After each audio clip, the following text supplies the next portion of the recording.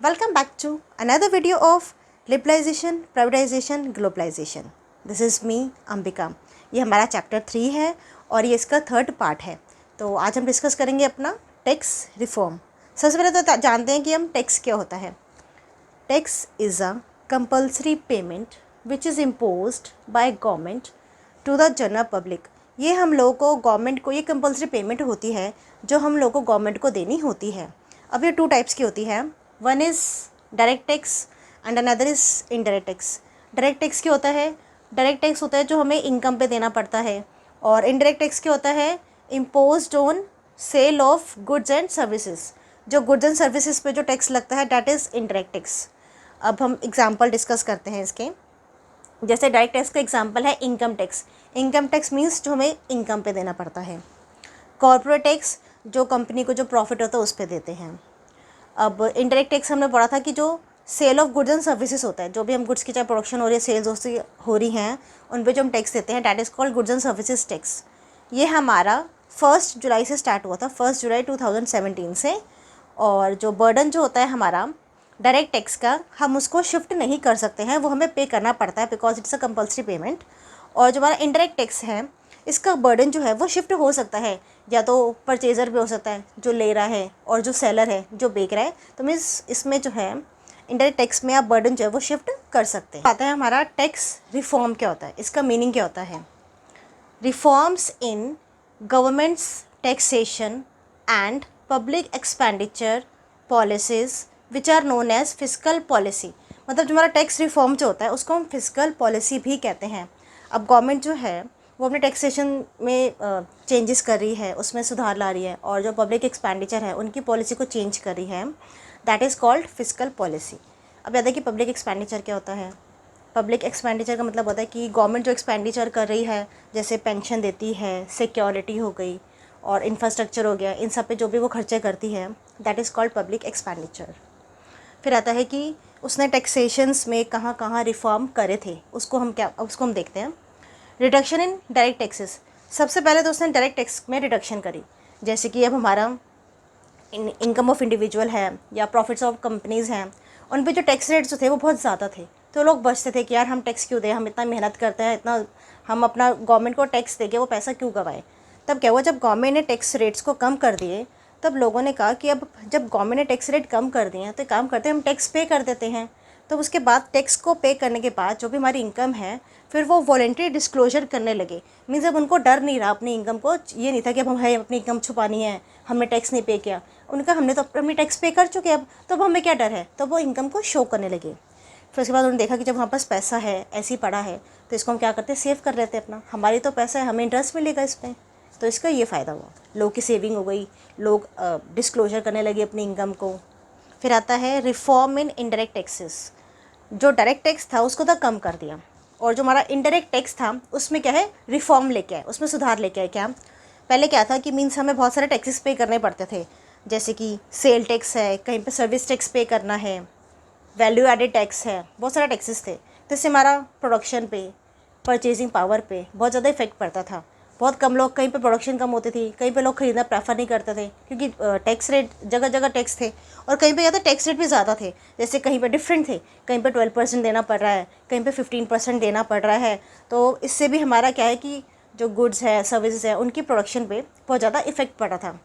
तो जब क्या हुआ, गवर्नमेंट ने क्या किया कि जो हमारे ये अलग अलग टाइप के टैक्सेस थे, 17 टाइप के टैक्सेस थे, इनको रिड्यूस करके एक टैक्स बनाया, एक टैक्स लेके आए, वो GST, goods and services tax. अब इससे क्या हुआ, उसने कहा मोटो जो था वो ये था, one nation one tax one market. अब इससे ये फ़ायदा हुआ कि मीन्स जैसे पहले कहीं पे टैक्स रेट अलग अलग थे, तो जो हमारे गुड्स एंड सर्विसेज है उसका इजीली फ़्लो नहीं हो पा रहा था, उसका फ़्लो जो था वो कम हो गया था.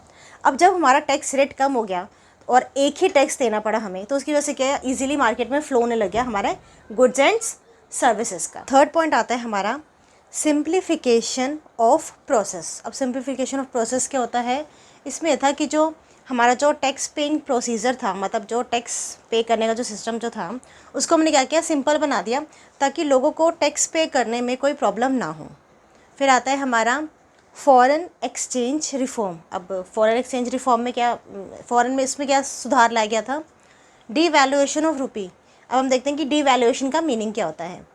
Devaluation refers to the reduction in the value of domestic currency by the government. अब क्या हुआ कि हमने क्या किया, जो हमारी इंडियन रुपी है उसकी वैल्यू को हमने कम कर दिया, ताकि इससे क्या है हमारा जो फॉरेन एक्सचेंज जो है हमारा वो बढ़े। अब जैसे कि हम एग्जांपल लेके मानते हैं, हम ये ज्यूम कर रहे हैं कि जैसे पहले ₹55 का $1 था और अब जो है वो ₹70 का $1 है, तो हमें लग रहा है कि ये बढ़ गया, पर ये बढ़ा नहीं है। इसकी वैल्यू जो है वो कम कर दी है हमने, हमारी गवर्नमेंट ने। अब जैसे फॉरेनर्स को लग गया पहले 55 का $1 था, अब 70 का $1 हो गया, उन लोगों को लगे कि हमारी वैल्यू बढ़ गई है, तो वो इंडिया में आएंगे, इंडिया के साथ बिजनेस करेंगे अपना, तो हमारे यहाँ आएंगे तो हमारा क्या है कि रिज़र्व जो है वो बढ़ेगा और हमारा क्या है रुपीज़ लेके जाएंगे, हमारी करेंसी लेके जाएंगे, तो उससे वहाँ पे उसकी वैल्यू बढ़ेगी। अब सेकंड पॉइंट क्या आता है, market determination of exchange rate.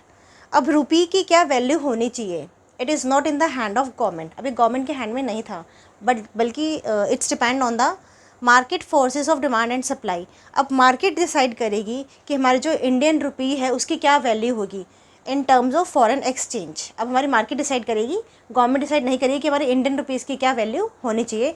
जैसे कि हमने ऊपर के एग्जांपल में देखा था कि जैसे 55 है या 70 है, 65 रखनी है, 60 होगी, क्या होगी, ये गवर्नमेंट के हैंड में नहीं था। हमारा फिफ्थ जो है जिसमें रिफॉर्म लाया गया था under liberalisation, that is called trade and investment policy reform. अब इसमें यह था कि हमें पता है कि बिफोर 1991 हमें बहुत सारे टैक्सेस देने पड़ते थे, जैसे कि क्वाटा था, टैरिफ था, हम बाहर से इंपोर्ट नहीं कर सकते थे, बहुत ज़्यादा टैक्सेस लगाए गए थे।